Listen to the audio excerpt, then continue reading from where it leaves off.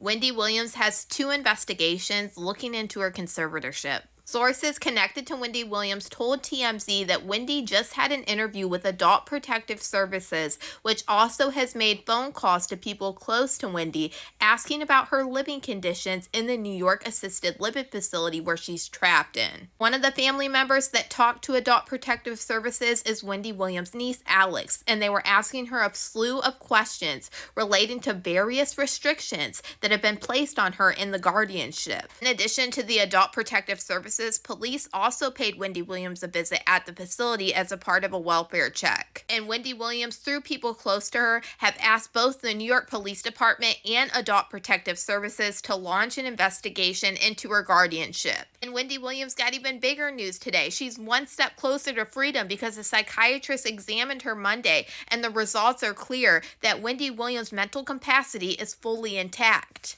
Wendy Williams scored a 10 out of 10 on her psych exam called a capacity test. She was asked 10 questions to determine if she was alert and oriented, and she answered every one correctly. The results of her capacity test will be forwarded to the judge in the guardianship case. We can also assume that all of this is going to be used in the lawsuit that Wendy Williams' guardian, Sabrina Morsey, filed against A&E for the Where is the Wendy Williams documentary. And as of right now, this is the only court case with Wendy Williams somehow tied in that you can see publicly. Wendy Williams' guardian, Sabrina Morsey, has shut down any court documents dealing with her guardianship to the public, so you were unable to read those. Now, when Wendy Williams came out very publicly and said that she doesn't have dementia, she doesn't want involved in this court case with Lifetime and A&E over this documentary, Sabrina Morsey, her guardian, actually said, "Oh, well, I want to put this on stay because Wendy Williams is saying she doesn't have dementia. So let's get her evaluations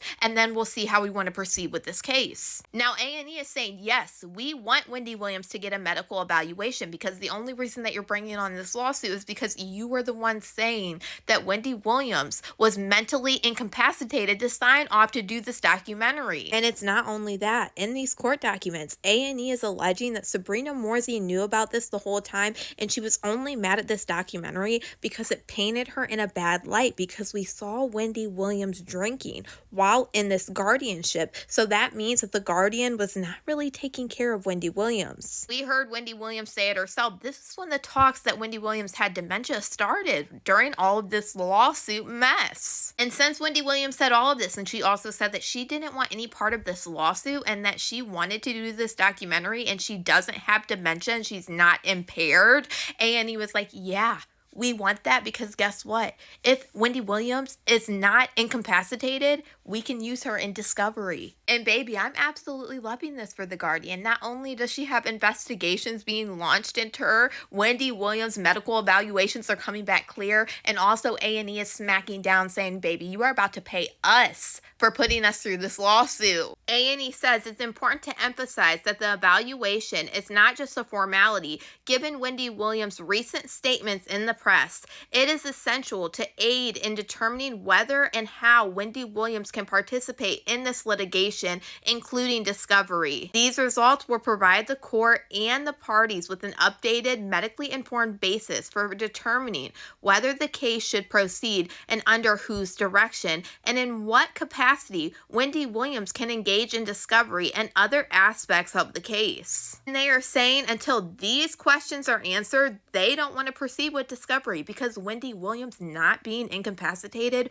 would be huge for A&E. It would expose the Guardian that much more and all the sneaky stuff that she's doing, but it would also help Wendy Williams a lot because it would also prove Wendy Williams' case about her only wanting money. A&E says the defendants criticized the Guardian for inappropriately describing factual basis for a motion to stay, including relevant facts regarding Wendy Williams' evident incapacity.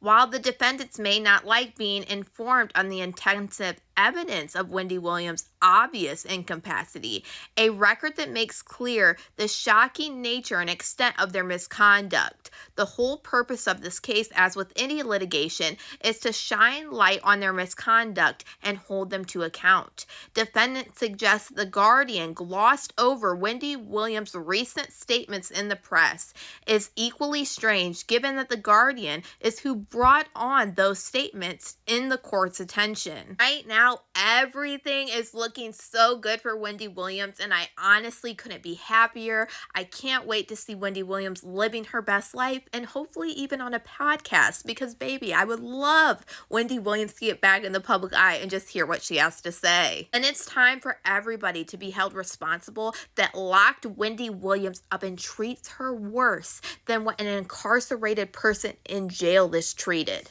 And we want this to start with the Guardian, Sabrina Morsey. And it's still free Wendy Williams until we watch her step out of that assisted living facility and she's actually let free from this guardianship. But everything's looking on the up and up, and honestly, I think this is the best news that we've ever heard for Wendy Williams. But y'all let me know what you guys think about all this in the comments.